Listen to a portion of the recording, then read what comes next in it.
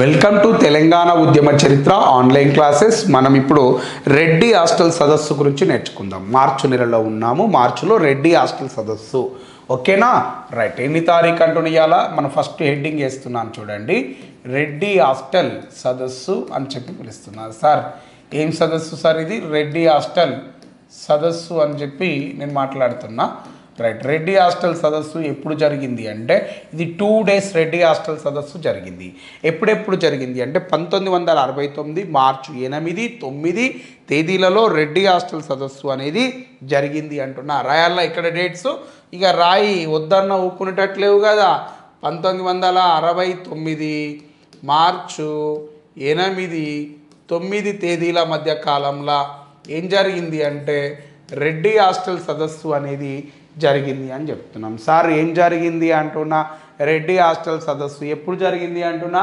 మార్చి 8, 9 తారీఖుల మధ్య కాలంలో రెడ్డి హాస్టల్ సదస్సు అనేది జరిగింది అని చెప్తున్నాం, ఓకేనా? ఇప్పుడు రెడ్డి హాస్టల్ సదస్సు యొక్క వేదిక ఎక్కడ అన్నప్పుడు రెడ్డి హాస్టల్లో జరుగుతుంది. ఇక వేదిక ఏం వేదిక సార్? దాన్ని రెడ్డి హాస్టల్లో జరిగింది కాబట్టి దీన్ని రెడ్డి హాస్టల్ సదస్సు అన్నారు కదా. మళ్ళీ కొత్తగా అడుగుతాను, అరే మంచిగా తీసుకో ఇది. రైట్. వేదిక అయిపోయింది, వచ్చిందా? వేదిక ఏమిటి అంటే రెడ్డి హాస్టల్. వేదిక ఏంటిది బిడ్డ? రెడ్డి హాస్టల్. రెడ్డి హాస్టల్ యొక్క స్థాపకుడు ఎవరు? రాజా బహదూర్ వెంకట్రామరెడ్డి గారు దీని యొక్క వేదిక అంటే స్థాపకుడు, రెడ్డి హాస్టల్ యొక్క స్థాపకుడు. రైట్.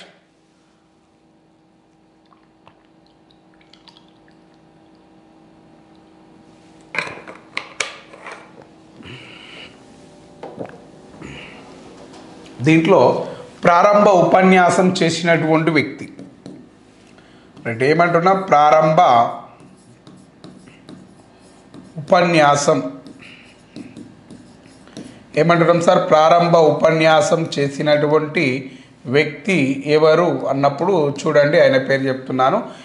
ప్రారంభ ఉపన్యాసం చేసినటువంటి వ్యక్తి పేరు ఏమిటి అంటే రావాడ సత్యనారాయణ.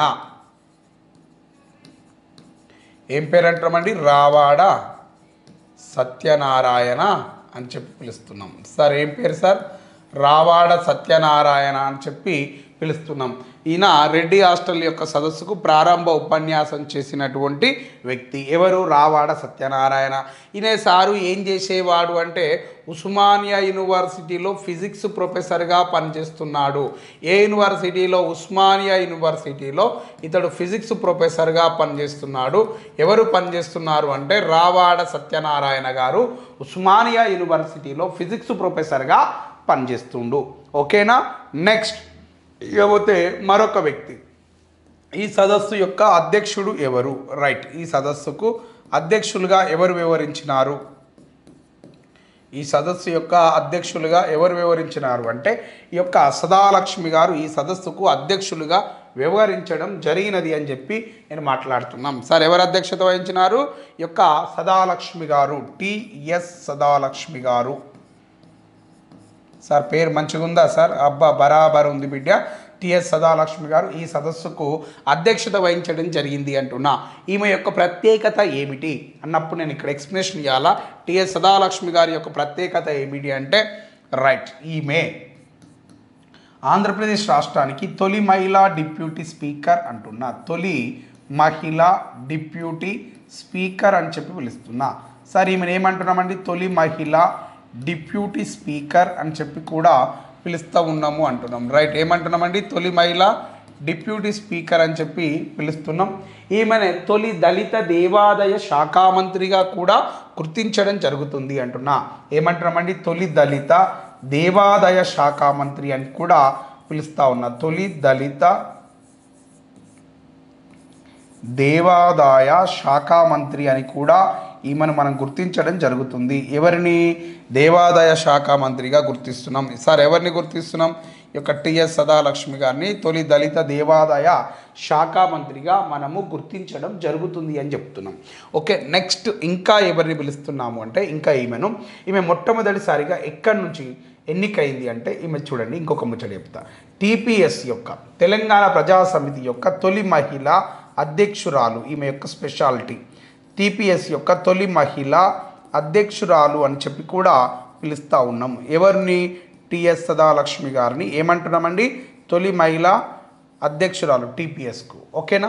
ఈమె గురించి ఇంకా ఏం చెప్పాలి అంటే నేను ఇంకా ఏం చెప్తాను అంటే ఈమె మొదటిసారిగా ఎక్కడి నుంచి ఏ నియోజకవర్గం నుంచి ఎన్నికైంది అంటే తొలిసారిగా ఈమె కామారెడ్డి నియోజకవర్గం నుంచి ఎన్నికవడం జరిగింది. తొలిసారిగా ఎమ్మెల్యేగా ఏ కాన్స్టిట్యున్సీ నుంచి పోటీ చేసి ఎన్నికైంది అంటే కామారెడ్డి నియోజకవర్గం నుండి. ఓకే, కామారెడ్డి తెలుసు కదా మీకు. కామారెడ్డి యొక్క ఎమ్మెల్యే ఎవరు? వెంకట్రామరెడ్డి గారు కామారెడ్డి ప్రాంతానికి ఎమ్మెల్యేగా పేర్కొంటా ఉన్నాం. ఎవరిని? వెంకట్రామరెడ్డి గారిని కామారెడ్డి ప్రాంతానికి ఎమ్మెల్యే. కామారెడ్డి నియోజకవర్గంలో మొన్న 2023 ఎలక్షన్లలో రేవంత్ రెడ్డి గారు పోటీ చేసినారు, కేసీఆర్ గారు పోటీ చేసినారు. ఒక మాజీ సీఎంను, కాబోయే సీఎంను, అంటే ప్రస్తుతం ఉన్న సీఎంను, మరి కాబోయే సీఎంను. రేవంత్ రెడ్డి సీఎమే, కేసీఆర్ సీఎం. ఇద్దరు సీఎం అభ్యర్థులను ఓడించినటువంటి వ్యక్తి యొక్క కాటా వెంకట్రామరెడ్డి. ఆయన ఏ నియోజకవర్గము? కామారెడ్డి. ఈ కామారెడ్డి నియోజకవర్గం నుంచి గెలుపొంది అసెంబ్లీకి వచ్చినటువంటి నాయకురాలు ఎవరు? సదాలక్ష్మి. మొదటిసారిగా ఏ నియోజకవర్గం నుంచి ఆమె ఎమ్మెల్యే ఎన్నికైంది? కామారెడ్డి నియోజకవర్గం నుంచి. ఓకేనా? తర్వాత ఎక్కడ నుంచి ఎన్నికైంది అంటే ఎల్లారెడ్డి అనే ప్రాంతంలో ఎల్లారెడ్డి నియోజకవర్గం నుంచి ఈమె ఎమ్మెల్యేగా ఎన్నికవడం జరిగింది. ఎక్కడి నుంచి అంటున్నా?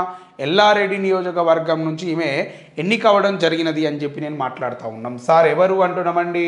ఈ యొక్క టిఎస్ సదాలక్ష్మి గారు. ఈమె ఈ యొక్క సమావేశానికి అంటే రెడ్డి హాస్టల్ సదస్సుకు ఈమె అధ్యక్షురాలుగా వ్యవహరించడం జరుగుతున్నది అని చెప్పి నేను మాట్లాడుతూ ఉన్నాం. మరి స్వాగత బృందం నాయకుడిగా మనం ఎవరిని పేర్కొంటున్నాం? స్వాగత బృందం నాయకుడు. ఈ సమావేశం యొక్క స్వాగత బృందం నాయకుడు ఎవరు? స్వాగత బృందం ఆహ్వానించడానికి ఉంటారు కదా అందరినీ. Command to the dais, welcome to the dais, command on to the stage అంటారు కదా. గట్లా స్వాగత బృందం నాయకుడు ఎవరు అంటే ఇక్కడ రాస్తున్న చూడండి. స్వాగత బృందం నాయకుడు సిహెచ్ వెంకటేశ్వరరావు గారు. ఏం పేరు అంటున్నామండి?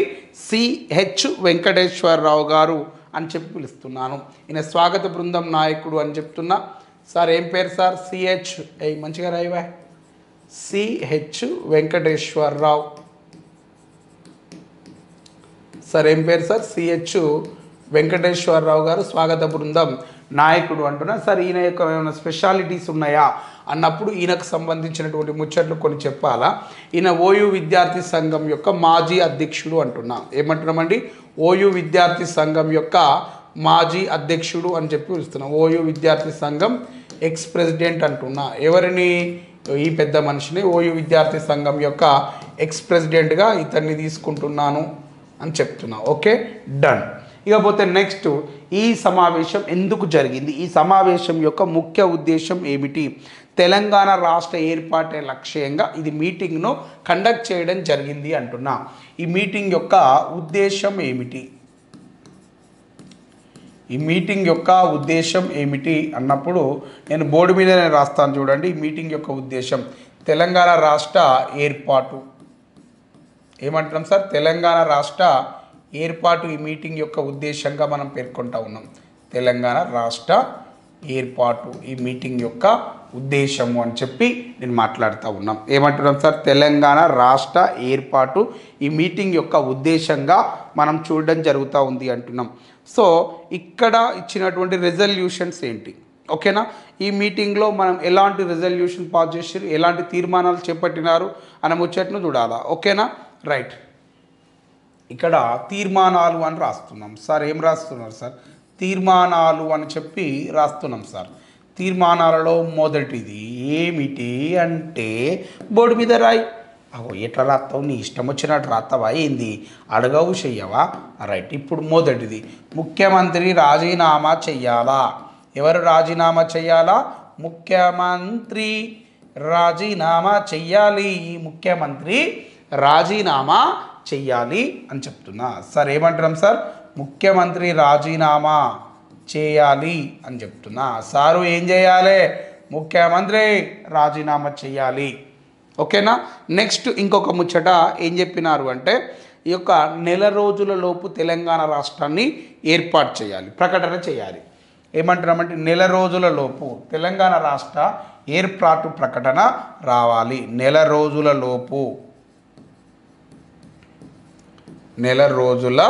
లోపు తెలంగాణ రాష్ట్ర ఏర్పాటు ప్రకటన అనేది రావాలి అని చెప్తున్నాం. ఏం రావాలి అంటున్నామండి? నెల రోజుల్లోపు తెలంగాణ రాష్ట్ర ఏర్పాటు ప్రకటన రావాలి. తెలంగాణ రాష్ట్ర ఏర్పాటు ప్రకటన అనేది రావాలి అని చెప్తున్నాం. నెల రోజుల్లోపు తెలంగాణ రాష్ట్ర ఏర్పాటు ప్రకటన అనేది రావాలి అని చెప్పి నేను మాట్లాడుతూ ఉన్నాం. ఏర్పాటు ప్రకటన చేయాలి అంటే మార్చి 9 అంటే మార్చి 9, 8 అంటే మళ్ళీ ఏప్రిల్ 9 వరకు మనకేం రావాలి అంటున్నామండి? యొక్క తెలంగాణ ఫార్మేషన్స్ అనౌన్స్మెంట్ అనేది రావాలి అని చెప్పి వీళ్ళు డిమాండ్ చేయడం జరిగింది. ఓకే, ఇప్పుడు మొదటి రోజు సమావేశానికి మార్చి 8, 9 2 రోజులు మీటింగ్ నడుస్తుంది కదా. మొదటి రోజు సదస్సుకు ఎంతమంది హాజరయ్యారు అంటే మార్చి 8 రోజు. మంచిగా రాయండి సార్, మీరు ఎట్లా వాడితే అట్లా రాయకండి సార్. ఇంటాం కదా అని ఏది వాడితే అది రాయొద్దు సార్. మార్చి 8 తారీఖు నాడు మొదటి రోజు సదస్సుకు ఎంతమంది హాజరయ్యారు అంటే 15,000 మంది. ఎంతమంది అంటున్నా? 15,000 మంది హాజరవ్వడం జరిగింది. ఎంతమంది హాజరయ్యారు అంటున్నా? 15,000 మంది మొదటి రోజు సదస్సుకు హాజరు కావడం జరిగినది అని చెప్తున్నాం. ఎంతమంది? 15,000 మంది మొదటి రోజు సదస్సుకు హాజరయ్యారు. రెండో రోజు సదస్సుకు ఎంతమంది హాజరయ్యారు అన్నప్పుడు మార్చి 9 తారీఖు నాడు ఎంతమంది హాజరయ్యారు అంటే చూడండి, మార్చ్ 9th రోజు మీటింగ్కు ఎంతమంది వచ్చినారు అంటే 30,000 మంది హాజరవ్వడం జరిగింది. ఇసుకెత్తే రాలనంత జనం ఇక్కడ పోగయ్యారు. ఎన్ని వేల మంది వచ్చినారు? 30,000 మంది ఈ యొక్క మార్చి 9 తారీఖు నాడు రావడం జరిగింది. అంటే ఇసుకెత్తే రాలనంత జనం, రెడ్డి హాస్టల్ మొత్తం ప్యాక్ అయిపోయింది. అరే గింతగానం మంది ఏడికేలు వచ్చిర్రు అని మీకు డౌట్ రావాలి కదా. ఏడికేలు వచ్చిర్రు అసలు గింతగానం మంది అంటే రైట్ చూడండి. ఈ యొక్క రెడ్డి హాస్టల్ సదస్సుకు మార్చి 8 తారీఖు నాడు 15,000 మంది వచ్చారు. మార్చి 9 తారీఖు నాడేమో 30,000 మంది వచ్చారు అధ్యక్ష. సార్ నేను అడిగిన 30,000 మంది ఎట్లా వచ్చారు అంటే రెండో రోజు సదస్సులో ముఖ్య అతిథి అయినటువంటి టిఎస్ సదాలక్ష్మి గారు మాట్లాడబోతున్నారు. ఆమె మంచి వక్త, సిల్వర్ టంగ్ ఓరియేటర్ లాగా ఆమె టాకిటిక్స్ కలిగినటువంటి వ్యక్తి.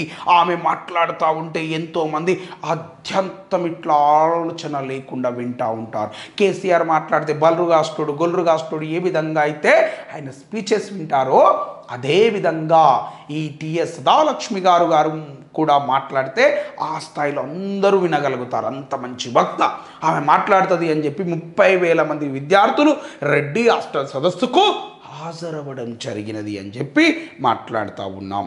ఓకేనా? మరి ఈ రెడ్డి హాస్టల్ సదస్సులో సదాలక్ష్మి గారు ఏమని స్టేట్మెంట్ ఇచ్చినారు అంటే విద్యార్థులు, తెలంగాణ విద్యార్థులు ముఖ్య గమనిక ఏమిటి అన్నది అంటే తెలంగాణ రాష్ట్రం ఏర్పడే వరకు విద్యార్థులు ఎవరు తరగతి గదులకు హాజరు కాకూడదు అని చెప్పి ఆమె మాట్లాడడం జరిగినది అంటున్నా. ఏమన్నది అంటున్నామండి? సదాలక్ష్మి గారు ఏమని మాట్లాడినారు అంటున్నామండి? విద్యార్థులు ఎవరు తెలంగాణ రాష్ట్రం ఏర్పడేంత వరకు తరగతి గదులకు హాజరు కాకూడదు అని చెప్పి మాట్లాడినారు. విద్యార్థులు ప్రత్యేక రాష్ట్రం ఏర్పడేంత వరకు, విద్యార్థులు ప్రత్యేక రాష్ట్రం ఏర్పడే వరకు రైట్ ఏందో అర్థమవుతుందా? విద్యార్థులు ప్రత్యేక రాష్ట్రము ఏర్పడే వరకు, విద్యార్థులు ప్రత్యేక రాష్ట్రం ఏర్పడే వరకు రైట్ తరగతి గదులకు హాజరు కాకూడదు అని చెప్పి పేర్కొన్నారు. తరగతి గదులకు హాజరు కాకూడదు అని చెప్పి పేర్కొన్నారు. తరగతి గదులకు హాజరు కాకూడదు. అరే క్లాసెస్కి ఎవరు పోద్దురా అని చెప్పింది. ఎవరు చెప్పారు? టిఎస్ సదాలక్ష్మి గారు. ఎవరు తరగతి గదులకు హాజరు కాకూడదు అని చెప్పి స్టేట్మెంట్ ఇచ్చింది అని చెప్పి మాట్లాడుతూ ఉన్నాం. ఓకేనా? ఇంకా ఏమన్నదంటే ఇగో మళ్ళీ ముచ్చట చెప్తున్నా, ప్రత్యేక రాష్ట్రం ఏర్పడేదాకా రాష్ట్రపతి పాలన విధించాలి అని చెప్పి డిమాండ్ చేస్తున్నారు. ఏమన్నారండి? ప్రత్యేక రాష్ట్రం ఏర్పడే వరకు రాష్ట్రపతి పాలన విధించాలి అని చెప్పి కోరినది. ఏమంటున్నామండి? ప్రత్యేక రాష్ట్రం ఏర్పడే వరకు, ప్రత్యేక రాష్ట్రం ఏర్పడే వరకు ఏం చేయాలా? రాష్ట్రపతి పాలన విధించాలి అని చెప్పి కోరింది. ఏం కోరింది అంటున్నామండి? ప్రత్యేక రాష్ట్రమట ఏర్పడే వరకు రాష్ట్రపతి పాలన విధించాలి అని చెప్పి కోరినది అని చెప్తున్నా. రాష్ట్రపతి పాలన విధించాలి అని కోరింది అంటున్నాం. రాష్ట్రపతి పాలన విధించాలి అని చెప్పి కోరింది అని చెప్తున్నాం. ఎవరు కోరినారు?